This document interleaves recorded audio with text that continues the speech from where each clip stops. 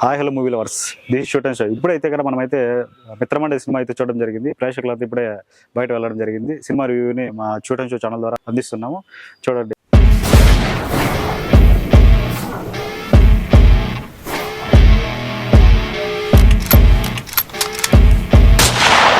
ఈ సినిమా చూసుకున్నట్టయితే ముఖ్యంగా అయితే కన్నా మిత్రమండలి పేరు తగ్గట్టుగానే మండలిలో చాలా మంది క్యారెక్టర్లు అందరూ కూడా ఈ సినిమాలో అయితే ఉండడం జరిగింది. వాళ్ళ ప్రియదర్శి అయితేనేంటి, రాగమయూరి కానీ, విష్ణు కానీ, సత్య కానీ, తర్వాత వచ్చిన వెన్నెల కిషోర్, బ్రహ్మానందం కూడా చిన్న కామిక్ రోల్ చేశాడు.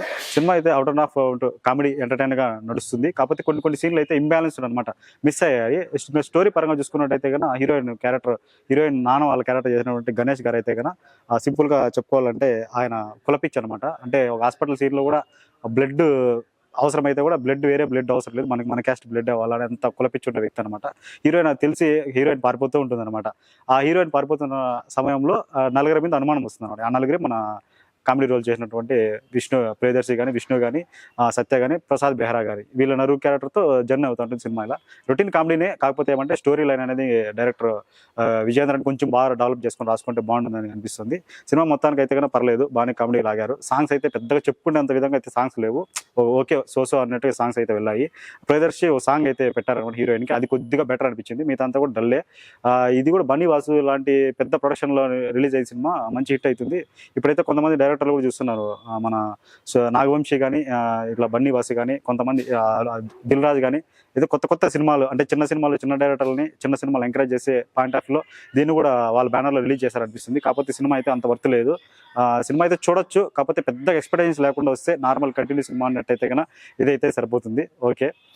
ఇంక సినిమాలో బలహీనతలు చూసుకుంటే స్లోగా సాగే స్క్రీన్ ప్లే అనేది నెక్స్ట్ ఆడియన్స్ సీట్లో కూర్చుని ఆడియన్ అయితే కన్నా కొంచెం ఎగ్జైట్ అవ్వాలి. నెక్స్ట్ సీన్ ఏమవుతుంది అంటే కామెడీ జనరేట్ అయినా కానీ ఆ సీన్ల కోసం వెంటాడాలన్నమాట ప్రేక్షకుడు అనేవాడు చూస్తున్న సేపు. అలాంటి సీన్లు అయితే, అలాంటి స్క్రీన్ ప్లే అయితే ఎక్కడ కానీ సినిమాలో కనపడలేదు. అవుట్ ఈ సినిమా అయితే డల్గానే సాగుతుంది. అంటే రొటీన్, అంటే నెక్స్ట్ సీన్ ఎక్స్పెక్ట్ చేయొచ్చు, ఒక ప్రేక్షకుడు అనేవాడు చూస్తున్నప్పుడు ఎక్స్పెక్ట్ చేయొచ్చు.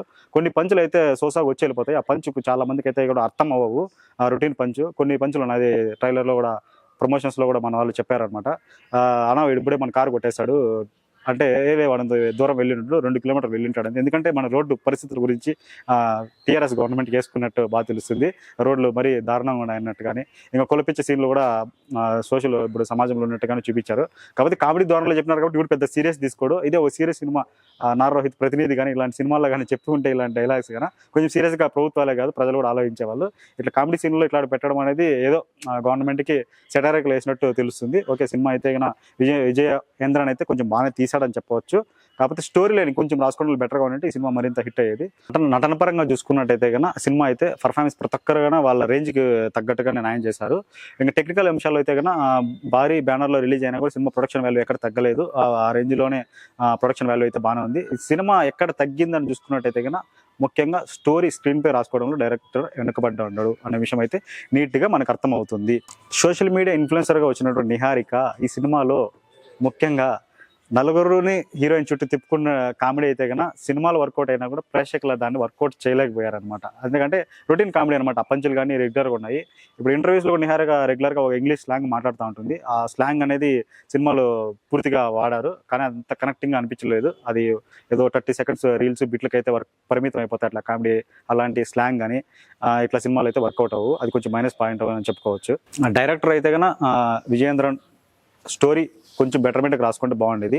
కాకపోతే ఇంత పెద్ద భారీ క్యాస్ట్ హాలీవుడ్ ఉండే కమెడియన్స్ అందరినీ కూడా మంచి రేంజ్లోనే తీసుకుని వెళ్ళినాడు, ప్రతి ఒక్కరికి తగిన పాత్ర ఇచ్చినాడు. వెన్నెల కిషోర్ కంటే సత్య కామెడీ కానీ, మన ప్రసాద్ బెహ్రా ఉన్నారు కదా ఆయన కామెడీ, వీళ్ళిద్దరు సత్య గారు కానీ ప్రసాద్ గారు వచ్చినప్పుడు స్క్రీన్ అయితే కానీ నిండుకు కనబడుతుంది.